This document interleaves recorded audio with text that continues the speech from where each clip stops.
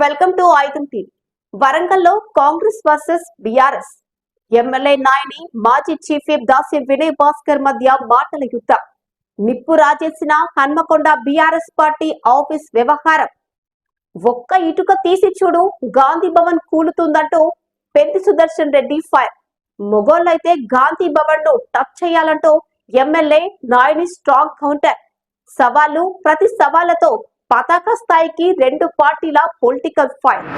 ఈరోజు మా పార్టీ పైన బురద జల్లే కార్యక్రమం చేస్తున్నారు. బీఆర్ఎస్ పార్టీకి న్యాయబద్ధంగా కేటాయించినటువంటి స్థలాలపైన గురేసి ఈ కార్యాలయాలకు కేవలం కార్యకర్తలే కాదు, ప్రజలు పెద్ద సంఖ్యలో వస్తున్నారు, వారి సమస్యలు చెప్పుకుంటున్నారు. వీళ్ళు ప్రజల పక్షాన పోరాడేదానికి ఈ కార్యాలయాన్ని కూడా ఒక వేదిక అయింది అని చెప్పి, ఈ వేదికలను కూలగొట్టాలని చెప్పి తెలంగాణ రాష్ట్ర వ్యాప్తంగా కూడా బీఆర్ఎస్ పార్టీ కార్యాలయం అవినీతి ఆరోపణలు చేస్తూ, అసత్య ఆరోపణలు చేస్తూ మరి ఈరోజు మరి ఈ దిగజాడు కార్యక్రమానికి శ్రీకారం చుట్టింది కాంగ్రెస్ పార్టీ.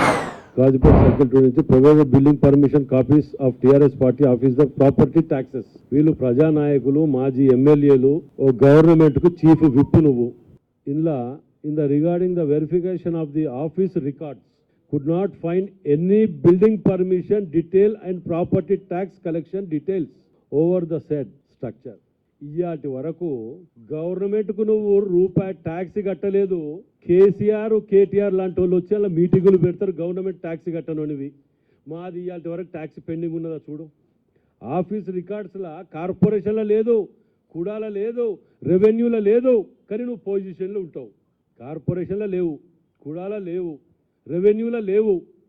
నువ్వు అందులో పోయి కట్టుకొని ఆ లైట్లు పెట్టుకొని ట్యాక్స్ కడతలేవు. ఇన్నేళ్ళకెళ్ళి గవర్నమెంట్ ట్యాక్స్ కట్టని బుద్ధి లేని ఎదువో ఎవడని ఉన్నాడు ఇక్కడ జిల్లాలో? మా ఓడు ఉన్నాడు వినయ్ భాస్కర్ ఒక్కడే. అది ఆయన గొప్పతనం. నా 30 ఏళ్ల రాజకీయ జీవితంలో ఎన్నడూ కూడా ఇటువంటి శాసనసభ్యులను చూడలేదు.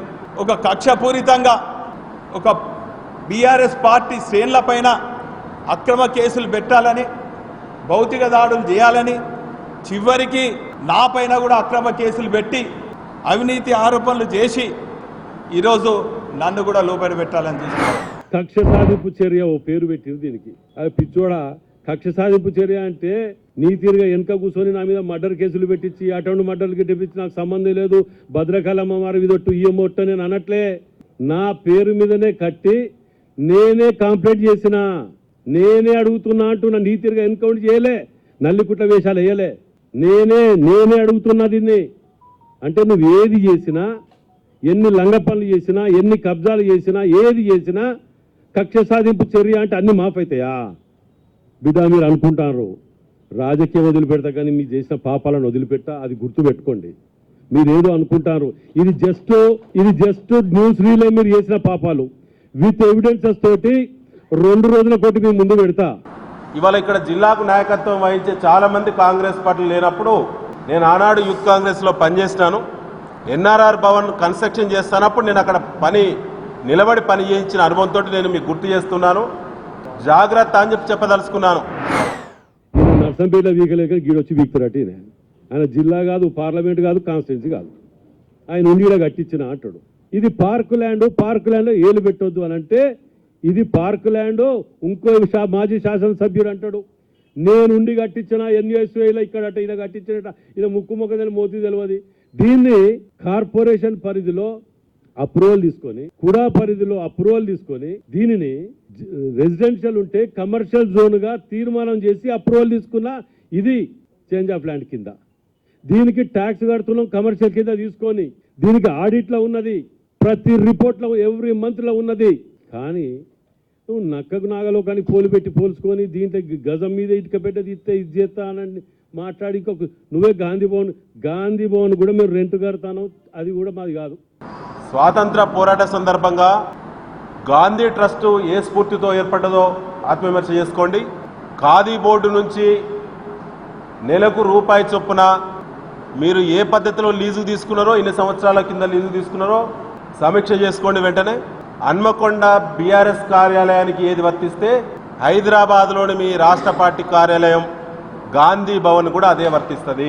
ఇక్కడ ఇటుక పెళ్ళ కదిపినా ఆడ గాంధీ భవను కూలుతుంది. చట్టం మీకైనా మాకైనా సమానమే. ఇటుకపేట పీకే ఇది కర్మ. ఇటుకపేట ఎక్కడ మొత్తమే పీకేద్దాం, వాళ్ళ పీకేయాలని నేను చెప్తుంటే నువ్వు ఇటుకపేట గురించి మాట్లాడుతున్నావు. నీకు ఉన్నదబట్టి ఎంబటి ఏదో ఇది కూడా కొడతా అది కూడా నీ ఎంబట ఉన్నారు గదో మర్రి మన తొర్రికి 2-3 ఉన్నాయి అవి నీకేమున్నాయి చెప్పిగా. ఇటుకపేట మీద చేయి పెడితే గాంధీ భవన్ కూల కొడతాం ఇది కూల కొడతాం అంటాను కదా, మొగోళ్ళే కదా. నేను ఒకవేళ అది కూల కొట్టకపోతే నేను రూలింగ్ గవర్నమెంట్ ఉండి కూడా వచ్చాడ కూర్చుంటా, నేను మీ ఆఫీస్ ముందు కూర్చుంటా. అంటే పార్టీ అడ్డం పెట్టుకొని ఉద్యమాన్ని అడ్డం పెట్టుకొని ఎన్ని పాపాలు చేసినా బారాకూన్ మాఫా. మీకు శ్రీవాడపురం చెడ్డి గ్యాంగ్ దొంగలు నయం మీకంటే. ఇన్ని అక్రమాలు చేసి ఇన్ని దౌర్జన్యాలు చేసి ఆ అమెరికాలో అటో ఇటో చేస్తారట. 160 ఏళ్ళు శిక్ష. మనిషి ఉండేది 90 ఏళ్ళు 100 ఏళ్ళు కూడా అతి కష్టం. ఒకళ్ళు జైలు మీద దొరుకుతారు. ఇలాంటి వాళ్ళకి అయితే పాపం లేదు, ఇలాంటి వాళ్ళని తీసుకుపోయి ఆడ పెట్టాలి.